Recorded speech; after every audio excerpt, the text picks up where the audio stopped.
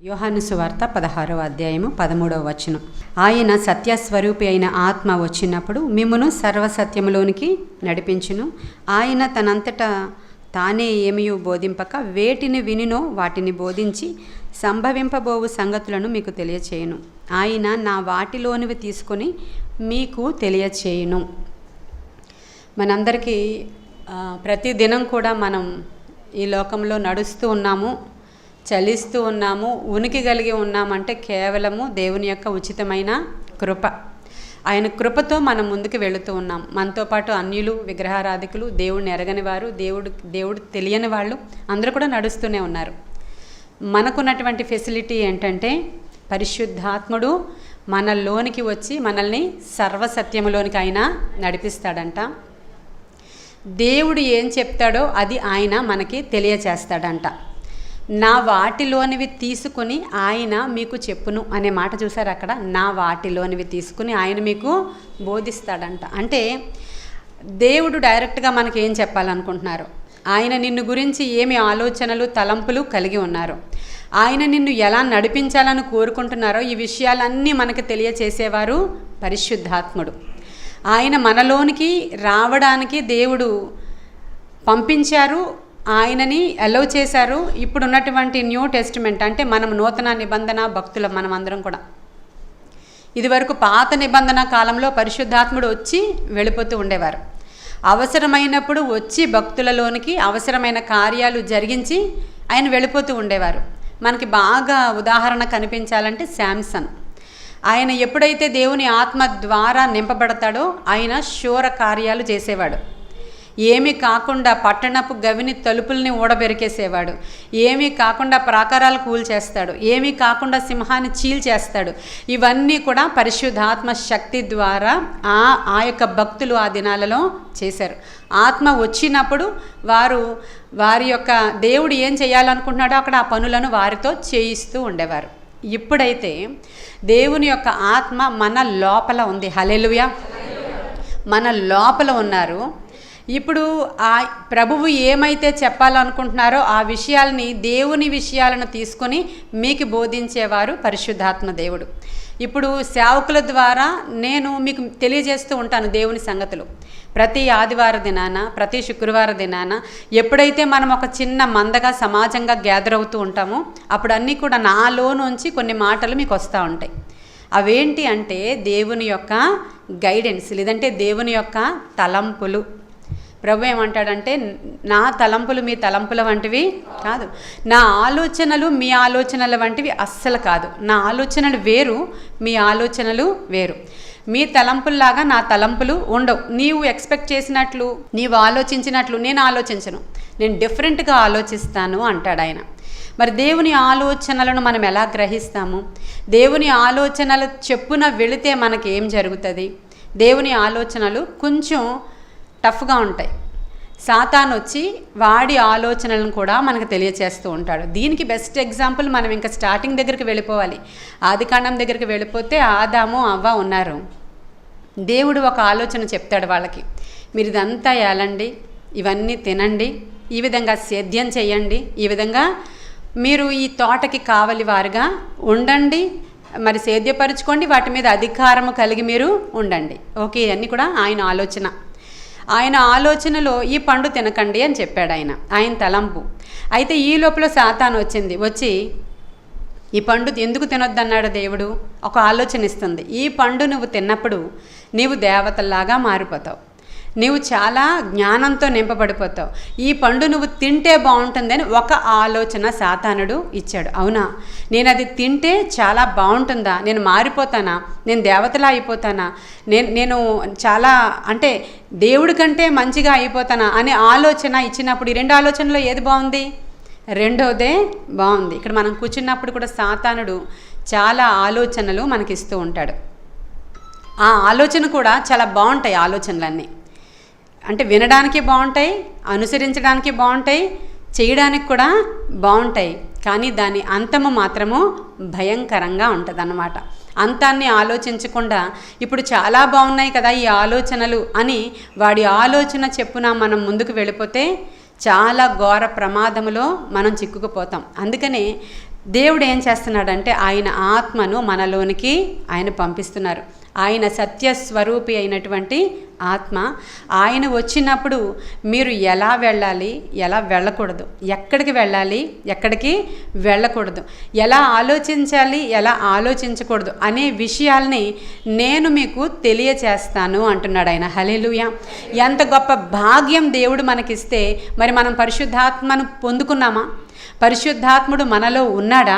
పరిశుద్ధాత్ముడు మనలో నుంచి పనిచేస్తున్నాడా? ఆయన మాటకి మనం లోబడుతున్నామా? ఆయన ఆలోచనకి మన చెవి యొగ్గుతున్నామా? ఈ విషయాల్ని మనల్ని మనమే ప్రశ్నించుకోవాలి. యెషయా గ్రంథం 11వ అధ్యాయంలో ఆయన ఆలోచన బలములనిచ్చేటువంటి ఆత్మ, యెహోవా యొక్క ఆత్మ ఎటువంటిదంట? జ్ఞాన వివేకములకు ఆధారమగు ఆత్మ, తెలివిని బుద్ధిని పుట్టించేటువంటి ఆత్మ. ఇప్పుడు జ్ఞానం కావాలి మనకి.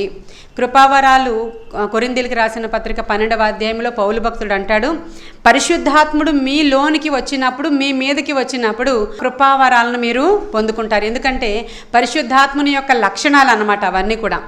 ఆ యొక్క ఏవైతే వరాలు మీరు పొందుకుంటారో ఆ వరాలను మీరు ఆపరేట్ చేస్తూ ఉన్నప్పుడు మీకు ఇవన్నీ కూడా కనబడుతూ ఉంటాయి. ఈ వరములను గూర్చి మీకు తెలియకుండుట నాకు ఇష్టము లేదు అని పౌలు కొరింథీయులకు రాసిన పత్రిక 1 కొరింథీయులకు రాసిన పత్రిక 12వ అధ్యాయంలో చెప్తాడు ఆయన.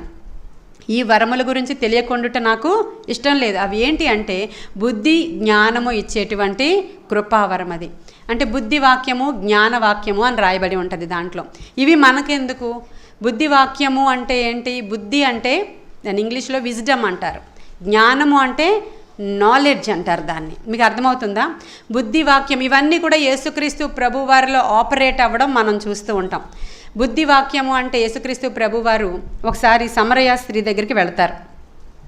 సమరయ స్త్రీ దగ్గరికి వెళ్ళినప్పుడు ఒకసారి తెరవండి, 1 కొరింథీయులకు రాసిన పత్రిక 12వ అధ్యాయం 1-2 వచనాలు చూడండి. అది అండర్లైన్ చేసుకోండి. మీరు ఇదివరకు మీరు విగ్రహాల దగ్గరికి వెళ్ళినప్పుడు, మీరు విగ్రహారాధన చేసినప్పుడు, అన్యులుగా ఉన్నప్పుడు, దేవుని జ్ఞానం లేనప్పుడు మీరు ఎలా నడిపించబడ్డారంట? ఎటు పడితే అటు. అక్కడ రాయబడి ఉందా? ఎలా నడిపించబడ్డారంట? ఎటు పడితే అటు, ఎలా పడితే అలా, ఎక్కడికి పడితే అక్కడికి, ఏం చెయ్యాలనిపిస్తే ఆ పని చేయడానికి, ఎలా పోవాలనిపిస్తే అటు పోవడానికి, ఏం మాట్లాడాలనుకుంటే అది మాట్లాడేయడానికి, ఏ నిర్ణయం తీసుకోవాలనుకుంటే ఆ నిర్ణయం తీసుకోవడానికి మీరు నడిపించబడితిరి. ఆ దినాలు ఎలాంటివి అనంటే మీరు విగ్రహాలు ఆరాధిస్తూ మీకు ఒక గైడెన్స్ లేకుండా ఉన్నటువంటి దినాలు అవి.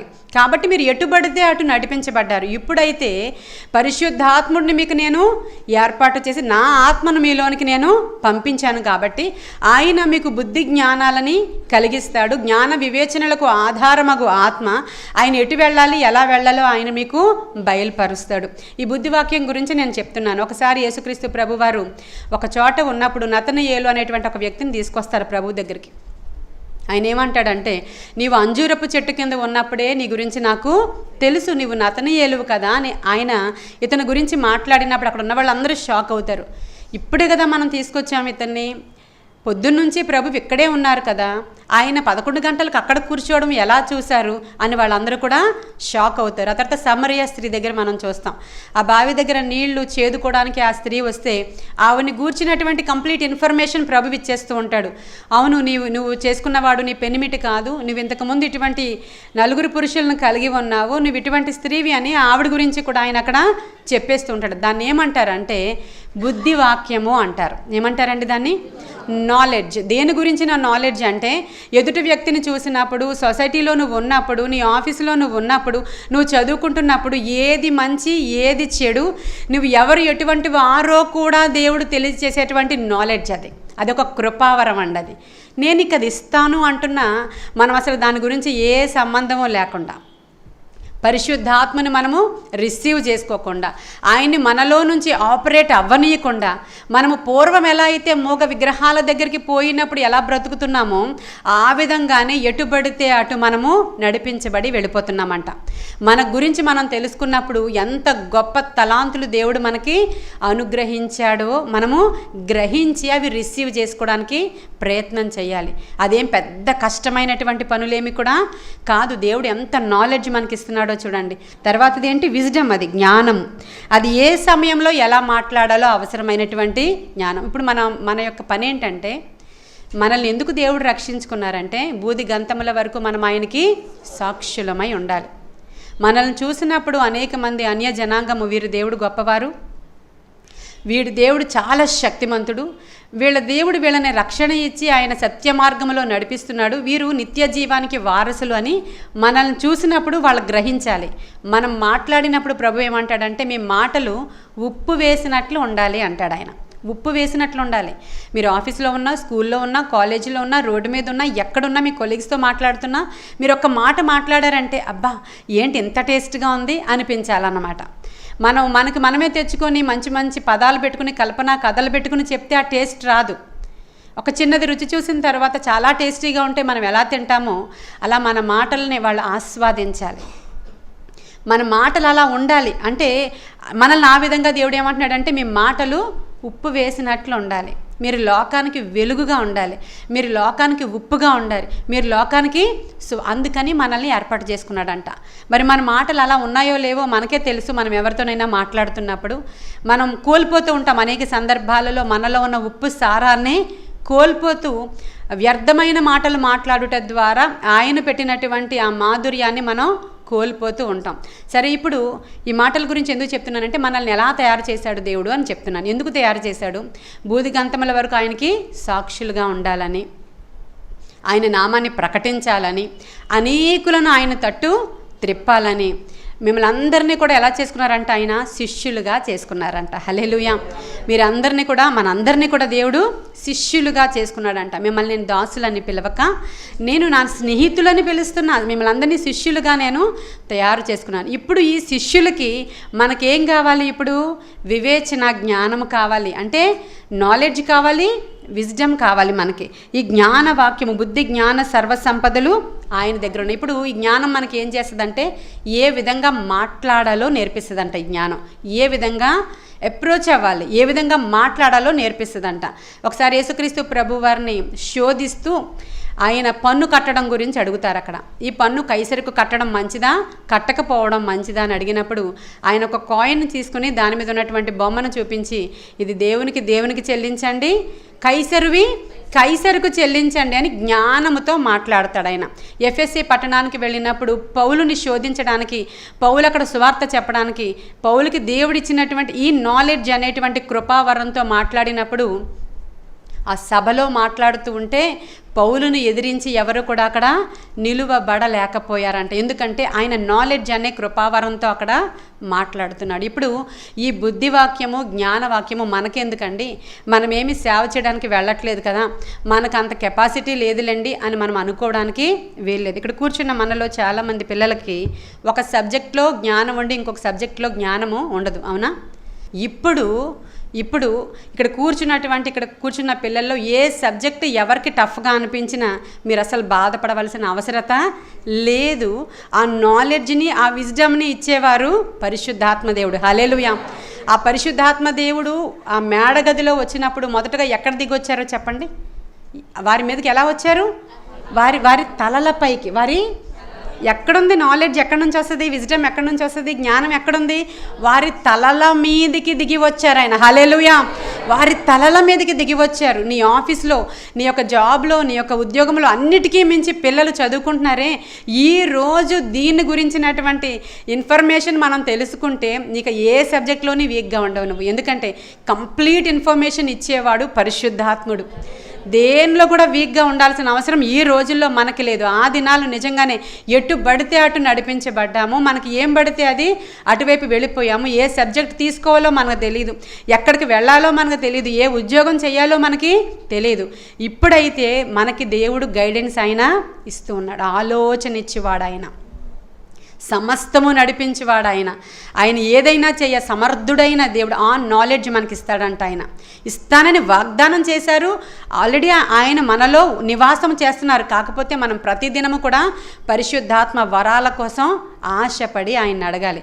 ఈ పరిశుద్ధాత్మ గైడెన్స్ ఓల్డ్ టెస్టిమెంట్లో కూడా వాళ్ళకి ఎలా ఉందో, ఆయన ఆలోచన ఇస్తే ఎలా ఉంటుందో ఒక చిన్న సాదృశ్యం చెప్తాను మీకు. ఆయన ఆలోచన సాతాను ఆలోచన. ఒకానొక సమయంలో దావీదు ఆత్మపూర్ణుడే. ఆ దినాలలో కూడా పరిశుద్ధాత్మని ఒక్కొక్క సందర్భంలో నా యొద్ద నుంచి తీసివేయొద్దు అని ఏడుస్తాడు. ఎందుకంటే ఆయన ఆలోచన అంత అవసరం. ఒకరోజు దావీదు అంత ఎస్టాబ్లిష్ అయిపోయిన తర్వాత మంచిగా రాజుగా ఇంకా బాగా వెళ్ళిపోతుంది, ఇంకా రాజ్యంలో ఇంకా అప్పటికి యుద్ధాలు కొంచెం మాన్పబడ్డాయి, చాలా సంపాదించాడు ఆయన, చాలా వెల్దీగా ఉన్నాడు, హెల్దీగా ఉన్నాడు. అప్పుడు ఏమనిపించిందంటే అస్సలు నేను ఇంత సమకూర్చుకున్నాను కదా, ఇంత ఎస్టాబ్లిష్ అయ్యాను కదా, ఇంత జయించాను కదా, అస్సలు నా రాజ్యంలో కుడి ఎడమల లెక్క పెడితే ఎంతమంది ఉన్నారో ఒకసారి లెక్క పెట్టాలని ఉంది అన్నాడు. అప్పుడు ప్రక్కన ఉన్నటువంటి మంత్రి యోవాబు అంటాడు, నాయన ఇప్పుడెందుకు ఆ విషయాలన్నీ కూడా, మనల్ని ఎస్టాబ్లిష్ చేసింది తండ్రి, మనకి ఇదంతా ఇచ్చింది దేవుడు, అలా ఊరుకో, ఇప్పుడు అవసరం లేదని ప్రక్క నుంచి ఆయన చెప్తాడు. లేదు ఈ విషయంలో నువ్వు నాకు అడ్డు రాకు, వెళ్ళి ఇప్పుడు వెంటనే ఎంతమంది ఉన్నారో నాకు లెక్క పెట్టాలి అన్నాడు. అది లెక్క పెట్టొద్దు అనేది దేవుని యొక్క ఆలోచన. అవసరమైతే ఆయనే చెప్తాడు జనాభా లెక్కలు పెట్టండి అని, వద్దన్నాడు ప్రభువు. ఈ దావీదుకి ఏమనిపించిందో, ఆయన దేవుని యొక్క గైడెన్స్ తీసుకోకుండా ఆ మనుష్యులను లెక్క పెట్టి ఇంతమంది ఉన్నారు అని ఎప్పుడైతే లెక్క వచ్చిందో వెంటనే ఈయనలో మరి ఏం ప్రవేశించిందో మనకు తెలియదు, కానీ ఈ విషయం దేవునికి చాలా కోపం రప్పించింది. వెంటనే అక్కడ తెగులును రేపాడు దేవుడు. తెగులును రేపి అనేక వేల మంది చనిపోయారు. దావీదుకి అర్థమైపోయింది, నేను ఈ ప్రజలను లెక్క పెట్టడం వల్లే దేవుడికి చాలా కోపం వచ్చింది అని. ఇప్పుడు ఇక్కడ జరిగింది ఏంటి అని అంటే దేవుని ఆలోచనకు చెవి యొగ్గకపోవడం. అదే సంఘటన తీసుకుంటున్నాం ఈరోజు. ఇంకొక వేలో మనం ఇది వెళ్ళడం లేదు. దేవుని ఆలోచనని తనకి పెడచెవిని పెట్టాడు. వెంటనే దేవుని యొక్క ఉగ్రత అతని మీదకు, అంటే చుట్టూ ఉన్న సిట్యుయేషన్స్ మీకు అననుకూలంగా జరుగుతున్నప్పుడు, నష్టాలు జరుగుతున్నప్పుడు, కష్టాలు వస్తున్నప్పుడు, ఎంత చేసిన కార్యాలు సఫలం అవ్వలేకపోయినప్పుడు ఎక్కడో దేవుని ఆలోచన నీవు వినకుండా నీ చెవులను మూసుకున్నావని ఒకసారి అర్థం చేసుకోవాలి. వెంటనే దావీదు అర్థం చేసుకుని ఇప్పుడు నేను ఏం చేయాలో నాకు అర్థం కావట్లేదని దేవుని దగ్గరికి వెళ్ళి తలుపులు వేసుకుని ఉపవాసం ఉండి ఏడవడం మొదలుపెట్టాడు. ఎందుకు ప్రభువా, నేను చేశాను తప్పు, ఈ అమాయకులైనటువంటి ప్రజలు ఏం చేశారు ఒక్కసారి జ్ఞాపకం చేసుకో అంటే దేవుడు 2 ఆప్షన్స్ అతను ముందర పెట్టాడు. ఏమన్నాడంటే, సరే ఈ తెగులు పరిహారం అవ్వాలంటే 2 ఆప్షన్స్ నీ ముందర పెడుతున్నాను. ఒకటి, శత్రువు చేతికి నిన్ను అప్పగించమంటావా, రెండవది నా చేతుల్లోనికి నువ్వు వస్తావా అని అడుగుతాడు ఆయన. శత్రువు చేతికి అప్పగించబడుట కంటే దేవుని చేతుల్లోనికి వెళ్ళడమే మేలు. నువ్వేం చేస్తే అది నేను చేయించుకోవడానికి రెడీగా ఉన్నాను ప్రభా, నీ చేతుల్లోనికే నేను వస్తున్నాను అన్నప్పుడు దేవుడు అతనికి గైడెన్స్ ఇస్తాడు. అరౌనా అనేటువంటి కళ్ళెము దగ్గర మరణ దోత అప్పటి వరకు అక్కడ వేసుకుని వెళ్ళిపోతుంది. అక్కడ దోత అందరినీ చంపుకుని వెళ్ళిపోతుంది. ఈ లోపల అక్కడికి వచ్చేటప్పటికల్లా దావీదు దేవుడికి సరెండర్ అయిపోయి కొన్ని నష్టాలు ఎదుర్కొన్న తరువాత అక్కడ దేవునికి బలిపీఠం కట్టించాడు. హల్లెలూయా. అక్కడ ఆగిపోయింది. ఎందుకంటే ఒక కాంప్రమైజ్ అయ్యాడు దేవునితో. ఒక సూచన జరిగింది, ఒక నష్టం జరిగింది, ఒక బుద్ధి వచ్చింది, తెలుసుకున్నాడు దావీదు. దేవునికి విరోధమైన ఒక ఆలోచన ఇంత నష్టాన్ని అతని జీవితంలో తీసుకుని వచ్చింది. ఆ అరౌనా కళ్ళం దగ్గరే తర్వాత ఇప్పుడు సొలొమోను మందిరాన్ని కట్టించాడు. దానికి ఒక పెద్ద చరిత్ర ఉంది, అది తర్వాత వేరే సబ్జెక్ట్. అదే ప్లేస్ అంతా కూడా. అయితే ఇప్పుడు అక్కడ మందిరం కట్టబడింది, అది వేరే విషయం. ఇక్కడ మనకు జరిగింది ఏంటంటే ఇంత పెద్ద నష్టం దేవుని ఆలోచనకి చెవి యొగ్గకపోవడం ద్వారా జరిగింది. ఇక్కడ కూర్చున్నటువంటి మనలో మీరు దేవుని చిత్తానుసారంగా వెళితే, ఇప్పుడు అది జరిగిస్తున్నంతసేపు సాతాను యొక్క చెప్పిన మాటలు మనం వింటున్నంతసేపు చాలా బాగుంటుంది, చాలా ఎంజాయ్మెంట్గా ఉంటుంది. తరువాత ఆ నష్టము చాలా భయంకరంగా ఉంటుంది. ఒకానొక సందర్భంలో యాకోబు భక్తుడు అందరికీ తెలుసు, ఆదికాండంలో ఉంటాడు ఆయన. ఆయన్ని మామూలుగా పేరుని బట్టి మోసగాడు అనేటువంటి మాట ఉంది. తర్వాత దేవుడు ఇజ్రాయేలుగా మారుస్తాడు. సరే, తల్లి యొక్క ఇన్ఫ్లుయెన్స్తో తండ్రిని మోసం చేశాడు. ఆయన గురించినటువంటి ఇప్పుడు మనం ఆ విషయాలు మాట్లాడుకోకుండా తర్వాత మామ దగ్గరికి వెళ్ళిపోయాడు ఆయన. మామ దగ్గరికి వెళ్ళిపోయిన దగ్గర నుంచి మామ దగ్గర కొలువు చేస్తున్నాడు అనే మాట. కొలువు అనే మాట చాలా ఎక్కువసార్లు వస్తుంది మీకు. అక్కడ కొలువు చేస్తున్నాడు అక్కడ ఆయన, అంటే ఉద్యోగం చేస్తున్నాడు అని అర్థం. మామ దగ్గర, సొంత మామ దగ్గరే ఉద్యోగిగా జాయిన్ అయ్యాడు. జాయిన్ అయిన తర్వాత ఆ మామ మోసగాడు. అతను ఏం చేశాడంటే 10 మార్లు జీతాన్ని మార్చాడు ఆయనకి. 10 మార్లు జీతం సరిగ్గా ఇవ్వట్లేదు. ఏదైనా ఒక గొర్రెను తోడేలు ఎత్తుకుపోతే ఆ జీతం కట్, ఆ తర్వాత ఇంకా ఏదో అయితే జీతం కట్, ఆ తర్వాత మళ్ళీ నువ్వు సరిగ్గా మేపట్లేదు, మంద తక్కువైపోయింది కాబట్టి ముందు వచ్చిన శాలరీ ఇవ్వను, ఇప్పుడు మళ్ళీ తక్కువ చేస్తానని, ఇంకా పని తగ్గిపోయింది కాబట్టి ఇంకా తక్కువ చేస్తున్నాడంట. అలా 10 మార్లు జీతాన్ని మార్చాడంట. అయినా సరే యాకోబు నమ్మకస్తుడుగా అక్కడ పని చేస్తూ ఉన్నాడు, నమ్మకస్తుడుగా ఉన్నాడు. ఈ విషయంలో చాలా నమ్మకంగా 10 మార్లు జీతం మార్చిన, ఇన్ని సంవత్సరాల నుంచి కొలువు చేస్తూ ఉన్నాడు.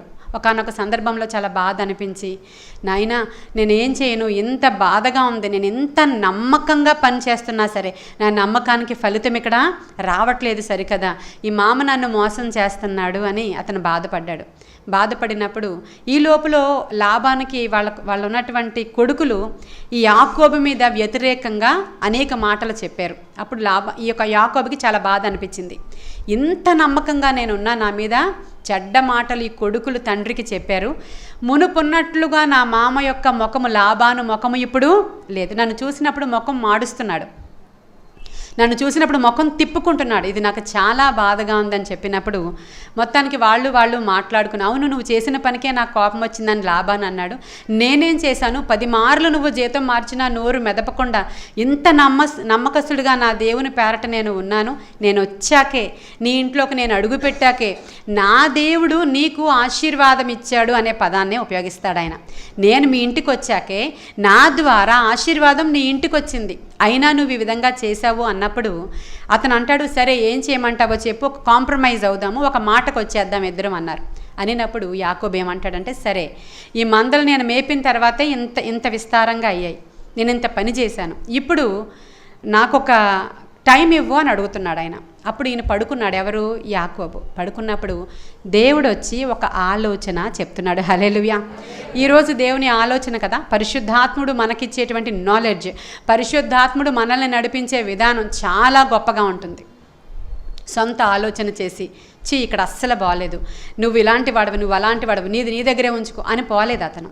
ఇన్ని మార్లు కూడా ఇతను మోసగాడు కాబట్టి నేను మోసం చేసేద్దామని ఆలోచించలేదు, నమ్మకస్తుడుగా ఉన్నాడు, దేవుడు చెప్పిన మాటకి లోబడి ఉన్నాడు అక్కడ. ఇప్పుడు రాత్రి పడుకున్నాడు యాకోబు. పడుకున్నప్పుడు దేవుడు ఒక కళ ద్వారా యాకోబుతో మాట్లాడుతున్నాడు. ఆ కళ ఎటువంటిదంటే, ఈ మందలు చూలు కట్టేటప్పుడు నువ్వు ఒక పని చెయ్యి అని చెప్తాడు దేవుడు. అంటే అర్థమవుతుందా మీకు? మందలు చూలు కట్టడం అంటే ఈ గొర్రెలు మేకలు ప్రెగ్నెంట్ అయినప్పుడు చూలు కట్టినప్పుడు ఒక పని చేయాలి నువ్వు అని ఒక గైడెన్స్ ఇచ్చాడు. దేవుని యొక్క ఆలోచన చెప్పాడు, దేవుడు ఒక ఐడియా ఇచ్చాడు. అప్పుడు వెంటనే పొద్దున్నే మాట్లాడడానికి వెళ్ళారు.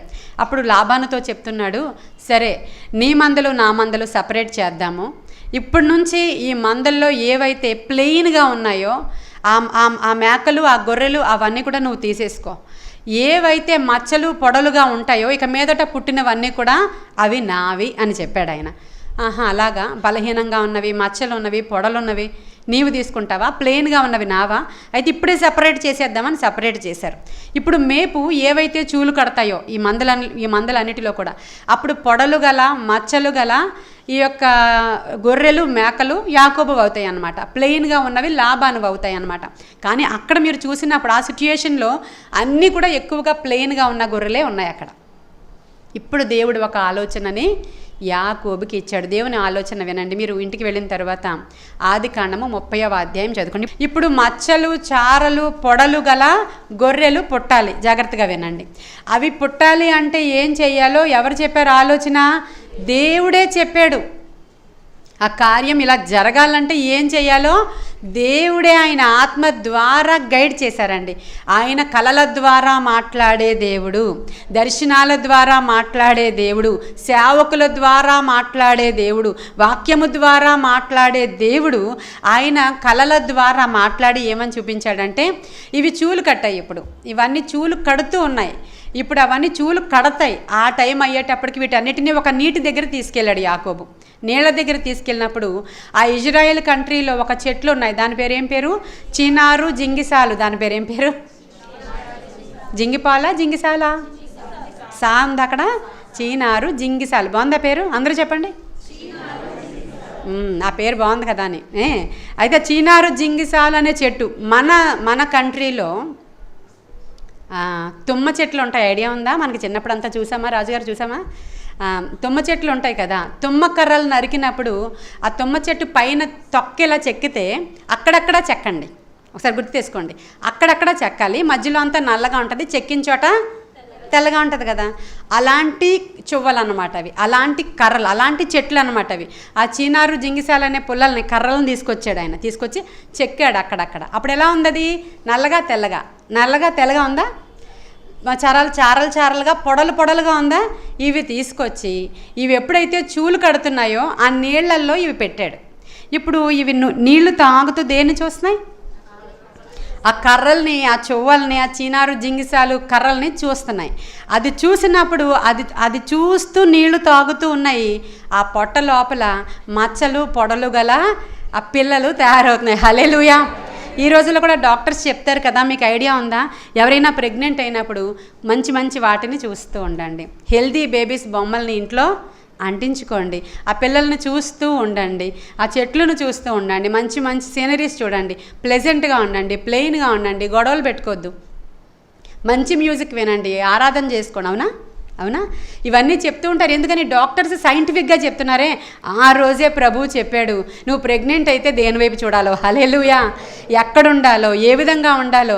ఈ చూలు కట్టే సమయంలో ఆ మచ్చలు పొడలు గల ఆ చెట్టు కొమ్మలను పెట్టినప్పుడు ఆరాంగా పడుకున్నాడు యాకోబు. టెన్షన్గా ఉన్నాడు లాబాను. ఎందుకంటే దేవుని ఆత్మ చేత నడిపించబడేవారు నెమ్మదిగా ఉంటారు. హల్లెలూయా. మనకి భయం లేదు, ఎందుకంటే చూచుకునేవాడు ఆయనే, అన్నీ చూచుకొనును. హల్లెలూయా. ఆయన మనల్ని నడిపిస్తాడు, మనం ఆరాంగా ఉండొచ్చు. ఆయన ప్రణాళికలో ఆయన వెళుతున్నప్పుడు ఏ జిగటగల దొంగ ఊబిలో కూడా ఆయన నిన్ను కూరుకుని పోనివ్వడు. నాశనకరమైన తెగులు నీకు రానియడు. అపాయం ఏమీ రాదంటాడు ఆయన. ఆయన దుడ్డుకర్ర దండము మనకు తోడుగా ఉందంట. ఎందుకంటే ఎప్పుడు నూతన నూనె తైలముతో మనము అంటబడుతున్నాం. హల్లెలూయా. అది అభిషేకానికి సాదృశ్యం. ఇప్పుడు మొత్తానికి డెలివరీలు అయిపోయినాయి. అవన్నీ కూడా చూసేసరికి అంటే సగం పైన అన్నీ కూడా మచ్చలు పొడలే. హల్లెలూయా. అవన్నీ కూడా యాకోబు దినానికి ఆశీర్వదింపబడ్డాడండి. ఆ ప్రకారము ఆ మనుష్యుడు అత్యధికముగా, హల్లెలూయా, అత్యధికముగా. ఇప్పుడు ఇక్కడ కూర్చున్న మన అందరినీ దేవుడు మామూలుగా అభివృద్ధిలోనికి నడిపించాలనుకుంటున్నాడా? అత్యధికముగా నడిపించాలనుకుంటున్నాడు. అత్యధికముగా, అందరూ ఆ మాటనండి, అత్యధికముగా, అత్యధికముగా మనల్ని ఆశీర్వదించాలని ప్రభువు కోరుకుంటున్నాడు. హల్లెలూయా. ఆయన ఆశ అది, ఆయన తలంపు అది, ఆయన ఆలోచన అది. ఇక్కడ కూర్చున్న నిన్ను నన్ను అత్యధికముగా ఆశీర్వదించాలి. అయితే ఆయన ఆలోచనకి మనము చెవియొగ్గాలి, ఆయన తలంపుకి మనము తల వంచాలి. నీ ఆలోచనలాగా ఆయన ఆలోచన ఉండదు. ఆయన ఆలోచన సపరేట్గా ఉంటుంది. అది ఎలా తెలుస్తుంది అంటే, ప్రతి ఆదివారం దినాన నీతో ఆయన మాట్లాడుతూ ఉంటాడు, ప్రతి శుక్రవారం దినాన నీతో మాట్లాడుతూ ఉంటాడు, నీ సేవకులు నీతో మాట్లాడినప్పుడల్లా మాట్లాడుతూ ఉంటాడు ఆయన. అందుకనే నీవేం చెప్పాలో నా నుండి తీసుకుని ఆయన నీకు బోధించును అని రాయబడి ఉంది అక్కడ. నా నుంచి తీసుకొని, ఇప్పుడు నేను దేవుని దగ్గర నుంచి తీసుకుని మీకు ఈ వర్డ్ తెచ్చాను. అవునా? ఎక్కడి నుంచి తీసుకొచ్చాను? నేను ఆయన యొద్ద నుంచి తీసుకొని నేను మీ యొద్దకు తీసుకొచ్చాను. ఎప్పుడు? ఇది ఆయన ఆలోచన. ప్రతి వారం కూడా దేవుడు ఆయన ఆలోచనలు మీకు ఇస్తూనే ఉన్నారు. ప్రతి వారం మాట్లాడుతున్నారు ఆయన. మాట్లాడట్లేదా మనతో? కానీ మనం ప్రతి వారం ఆయన ఆలోచనకు చెవి ఒగ్గుతున్నామా లేదా? విని విడిచిపెట్టేసే వారంగా ఉండాలని శోధకుడు మనకి అవన్నీ మరుపులోనికి పెట్టేసి ఏది ఈజీ వే ఉంటుందో ఆ ఈజీ వేలో మనల్ని నడిపించుకొని తీసుకుని వెళ్ళిపోతున్నాడు. ఇప్పుడు ఆయన ఆలోచనకి చెవి యొగ్గే వారంగా ఖచ్చితంగా మనం ఉండాలి. పరిశుద్ధాత్ముడు యోహాను సువార్తలోనే 16:8 చూడండి ఒకసారి. చూడండి ఆయన ఏమేమి విషయాలు ఒప్పింప చేస్తాడంటే, పాపమును గూర్చియు, నీతిని గూర్చియు, ఇంకా తీర్పును గూర్చియో ఆయన ఒప్పింప చేస్తూ ఉంటాడు. ఇప్పుడు మనకు జరిగేది ఏంటంటే, ఇప్పుడు వాక్యం నేను ప్రకటిస్తూ ఉన్నప్పుడు పరిశుద్ధాత్ముడు ఏమని మీకు చేస్తూ ఉంటాడంటే, చూడు నువ్వు చేస్తున్నది తప్పు, నువ్వు వెళుతున్న దారి తప్పు, నీవు వాక్యం చదువుతూ దేవుని మందిరానికి వస్తూ ఆరాధన చేస్తూ నిస్సి సంఘములో ఉంటూ ఇలా నువ్వు చేయకూడదు, నువ్వు ఇలాగా మాట్లాడకూడదు, ఇలాంటి తప్పు పనులు చేయకూడదు, ఇలాంటివి చూడకూడదు, ఇలాంటివి మాట్లాడకూడదు, ఈ టైప్ ఆఫ్ సిన్ నువ్వు చేయకూడదు, మనం ఇలా ప్రవర్తించకూడదు, ఇలా వ్యాపారం చేయకూడదు, ఇలాంటి పనులు చేయకూడదు అని మాట్లాడుతూ ఉంటుంది దేవుని వాక్యం చెప్తూ ఉంటుంది. అప్పుడు దీని గురించి మీరు ఒప్పుకోవాలి అంటే ఒప్పింప చేయువాడు పరిశుద్ధాత్ముడే. ఒప్పుకోలు ఆత్మ అంటారు దాన్ని. ఒప్పింప చేస్తాడు పరిశుద్ధాత్ముడు. ఈ పరిశుద్ధాత్ముడు మీలో లేరనుకోండి, మీరు ఒప్పుకోరు. చాలామంది ఇంట్లో పిల్లలను చూసారు మనం, ఒరే నువ్వు అది చేసావా అంటే నేను చేయలేదు, నువ్వు తీసావా అంటే నేను తీయలేదు, నువ్వు చూసావా అంటే నేను చూడలేదు. పిల్లలు ఒప్పుకోరు. ఒక భార్య భర్తను అడుగుతుంటుంది, నువ్వు చేసావా? నేను చేయలేదు. ఒక భర్తని భార్య అడుగుతుంటాడు, నువ్వు అలా ప్రవర్తించవా? నేను అస్సలు అలా ప్రవర్తించలేదు. మా అమ్మని నువ్వు అలా అన్నావా? నేను అస్సలు అనలేదు. ఇవన్నీ కూడా ఒప్పుకోలు ఆత్మ మనలో లేదు. పాపమును గూర్చి ఒప్పింప చేయువాడు పరిశుద్ధాత్ముడు. ఎప్పుడైతే ఈ పాపమును గురించి నీకు ఒప్పుకోలు రాదో, ఆ లాస్ట్లో ఉంటుంది మీకు నిత్య జీవాన్ని గురించి ఆయన ఒప్పుకోలు చేయిస్తూ ఉంటుంది. నిత్య జీవం కోసమే ఇవన్నీ మనం చేస్తున్నాము. ఇవి ఎవరైతే ఒప్పుకోలు చేసుకోరో వాళ్ళ జీవితంలో నెక్స్ట్ ఆశీర్వాదం వాళ్ళకి రాదన్నమాట. మీకు అర్థం అవ్వాలి క్లియర్గా. నీవు పాపమును గురించి ఒప్పుకొని వాటిని విడిచిపెట్టువాడు వర్ధిల్లుతాడు. అతిక్రమములు దాచిపెట్టువాడు ఏమైపోతాడు? వర్ధిల్లడు. ఇంకా అతిక్రమములు దాచిపెట్టువాడు ఏమైపోతాడంటే, వాడు చేసిన తప్పులు ఒప్పుకోలు చేయలేదనుకోండి, చేసుకోలేదనుకోండి, పశ్చాత్తాప పడలేదనుకోండి, దేవుని దగ్గరికి వచ్చి పాపపు ఒప్పుకోలు చాలా క్రిస్టియానిటీలో చాలా ప్రధానమైనది. పాపపు ఒప్పుకోలు దీని గురించి చాలా సులువుగా తీసుకుంటారు అందరూ. నువ్వు చేసావంటే నేను చేయలేదు. పరిశుద్ధాత్ముడు ఏం చేస్తాడంటే, అయ్యో నేను అది చేశాను అని గుండెలు బాదుకుని రోధించేలా చేస్తాడు పరిశుద్ధాత్ముడు. ఈ టైప్ ఆఫ్ పశ్చాత్తాపము ఎవరిలో అయితే రాలేదో వాళ్ళు దేవుని యొక్క రాజ్యాన్ని చూడలేరంట. ఇప్పుడు ఇక్కడ వాక్యము ప్రకటిస్తున్నప్పుడు నేను లాస్ట్లో చెప్తాను, ఎవరెవరైనా కన్ఫెస్ చేసుకుంటే మీరు మీ హృదయం మీద చేయబెట్టుకోండి అని. ఎవరెవరైనా దీనికి లోబడితే మీరు ఈ రోజే అవి విడిచిపెట్టండి అని చెప్తాను. పరిశుద్ధాత్ముడు మనలోనికి వచ్చినప్పుడు ఆయన డీప్గా ఒప్పింపచేస్తాడు మనల్ని. అప్పటి వరకు దాని ముందు లెవెల్కి మనము వెళ్ళలేకపోతాం. ఇప్పుడు దేవుని యొక్క క్రైస్తవ్యంలో అవ్వచ్చు, మన జీవితంలో అవ్వచ్చు, ఒక ఆశీర్వాదానికి లెవెల్స్ ఉంటాయండి. ఎవరైతే మీరు పరిశుద్ధాత్మ అభిషేకాన్ని పొందుకున్నారో జాగ్రత్తగా ఈ మాట వినండి. మీరు లెవెల్స్ని ఎక్కుతూ ఉంటారు, ఒక్కొక్క మెట్టుని ఎక్కుతూ ఉంటారు. మీ అభిషేకం మిమ్మల్ని ముందుకు నడిపించి తీసుకుని వెళ్ళిపోతాం. మునుపులాగా మనము ఉండం. ముందున్నట్టు మన యాటిట్యూడ్ ఉండదు. ముందున్నట్టు మన యొక్క ఇంట్లో అట్మాస్ఫియర్ ఉండదు. ముందున్నట్లు మీ ఇంట్లో ఆర్థిక పరిస్థితి ఉండదు. దాని విషయంలో కూడా మీరు ఒక్కొక్క మెట్టు ఎక్కుతూ ఉంటారు. ఆర్థికంగాను, శారీరకంగాను, మానసికంగాను, ఆత్మీయంగాను ఒక్కొక్క మెట్టు ఎక్కుతూ ఉంటారు. ఒక్కొక్క డైమెన్షన్లోనికి ఎంటర్ అవుతూ ఉంటారు. ఇది ఎక్కడైనా సరే మీరు బైబిల్లో ఎక్కడ చూసినా బ్రేక్ త్రూ జరుగుతుంది. ఎక్కడైనా సరే యాకోబు జీవితంలో ఇది బ్రేక్ త్రూ. హల్లెలూయా. ఎన్ని సంవత్సరాలు లేనిది ఒకేసారి అత్యధికమైన ఆశీర్వాదం వచ్చింది. అలాగను నీవు ఎంటర్ అవ్వాలని ఆశపడితే ఇప్పుడే దేవుని దగ్గర కొన్ని ఒప్పుకోళ్ళు చేసుకోవాలి. కొన్ని మాటలు దేవునితో నువ్వు మాట్లాడాలి. కొంత అభిషేకము కొరకు దేవుని దగ్గర నీవు గోజాడాలి. నువ్వు మునుపున్నట్లు ఎప్పుడూ ఉన్నట్లు నీవు అలాగే మిగిలిపోతే ఎప్పటికీ నీవు చూడలేవు. ఎప్పటికీ నీవు నార్మల్గానే మిగిలిపోతావు.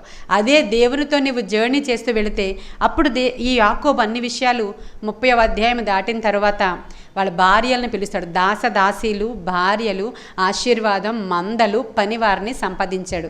30వ అధ్యాయం చివరి వచనాల్లో మీరు చూస్తే క్లియర్గా రాయబడి, ఆ మనుష్యుడు అత్యధికముగా ఆశీర్వదింపబడి